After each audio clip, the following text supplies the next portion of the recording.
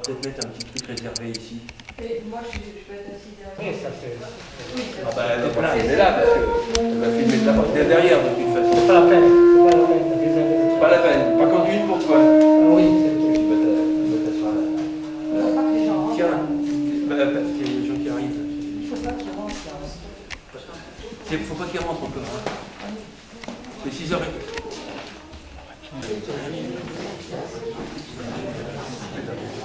Il ne fera jamais. Mais c'est pas grave. Moi je vois un coup. Voilà, eh bien, bonjour et bienvenue. C'est au Paris Poétique pour cette première édition d'un nouveau festival qui vient de se créer donc sur Paris. Il s'appelle Paris et toutes lettres. Je suppose que vous avez entendu parler, que vous êtes là d'une façon ou d'une autre. Dans ce cadre, ce qui fait que nous, au Paris Poétique, je me présente Marc Denis, on organise des choses depuis très nombreuses années, depuis une dizaine d'années aussi dans ce lieu, dans cette fondation Parisien.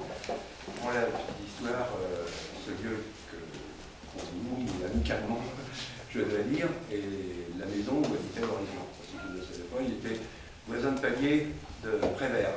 Voilà, donc c'est le cadeau qu'il a utilisé là.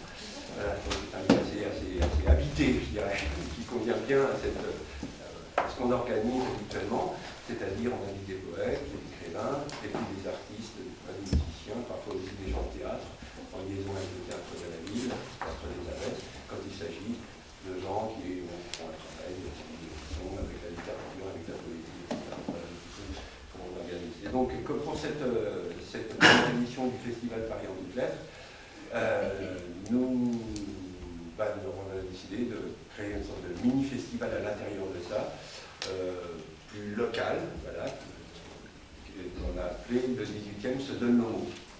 Alors, c'est 3 jours, parce que vous avez peut-être entendu, je ne sais pas si vous avez eu la formation globale, mais ça va durer 3 jours. Demain, on reçoit des jeunes créateurs avec des poètes qui vont faire des performances, improvisations, etc. Et puis dimanche après-midi, ce sera à 17h un petit peu plus tôt, ce sera Bernard Noël. Voilà, pour ceux qui connaissent la poésie, la littérature, ça connaissent Bernard Noël, très bon écrivain, un des 3-4 grands poètes aujourd'hui vivants en France. Voilà. Et ce soir, c'est une immense chance qu'on a, puisqu'on reçoit Gaudinen, qui me pardonnera mon accent, je n'arrive pas à prononcer comme lui, voilà. Je le remercie infiniment. Bon, on ne va pas faire semblant de vous voyez parce qu'on se connaît, on est amis depuis assez longtemps, avant le prix Nobel, je veux dire, à l'époque, avant quoi. Voilà. Et c'est un grand cadeau qu'il nous fait parce qu'il est très pris, très occupé. Et puis il a plusieurs activités, vous le savez certainement, bien sûr en tant qu'écrivain. C'est à ce titre-là qu'il est là ce soir, mais également comme peintre. C'est un très grand peintre. En plus, il est partout dans le monde, je veux dire, toujours à droite à gauche, etc. Donc là, pour une seule soirée, j'avais bien pensé, mais j'en ai pas parlé, parce que ça aurait été bien d'avoir une toile de Gao, mais bon, ça aurait été trop compliqué de mettre ça là.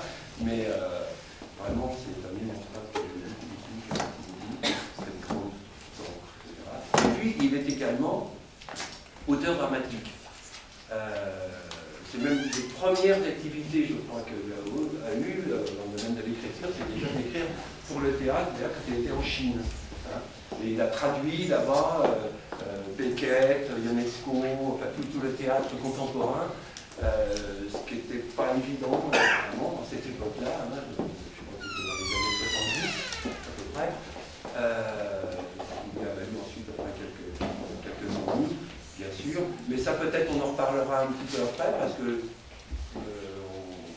on vous propose, et Gao nous l'a proposé, ensuite, si vous le voulez bien, on a un petit échange avec vous, sûrement vous aurez des questions à lui poser sur ce que vous aurez entendu, et puis sur sa vie d'écrivain, de peintre, d'artiste, franco-chinois, puisqu'il est naturalisé français.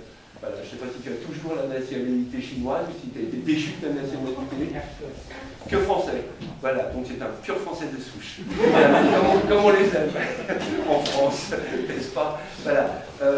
Cette lecture va se passer en deux parties. Une première très courte Là aussi, il me fait un cadeau parce qu'en général, il n'aime pas trop lire en public, etc.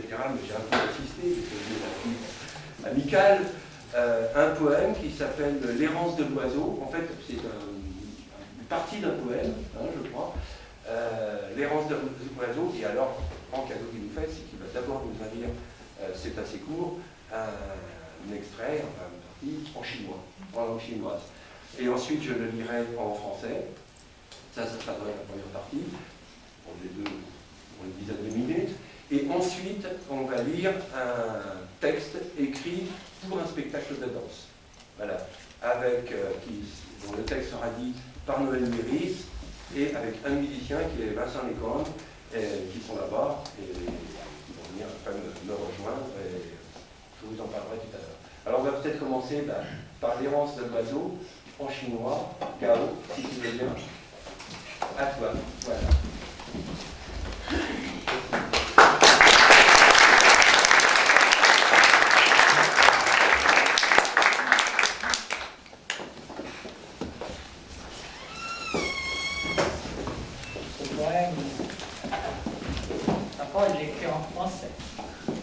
然后再给il y a des amis qui me demandent de réécrire, de traduire en chinois. Je fais aussi tout récemment une autre version, plutôt une version chinoise. Alors vous allez entendre d'abord cette version chinoise récente, et l'original, c'était en français. Elle sera mise bientôt par Marc.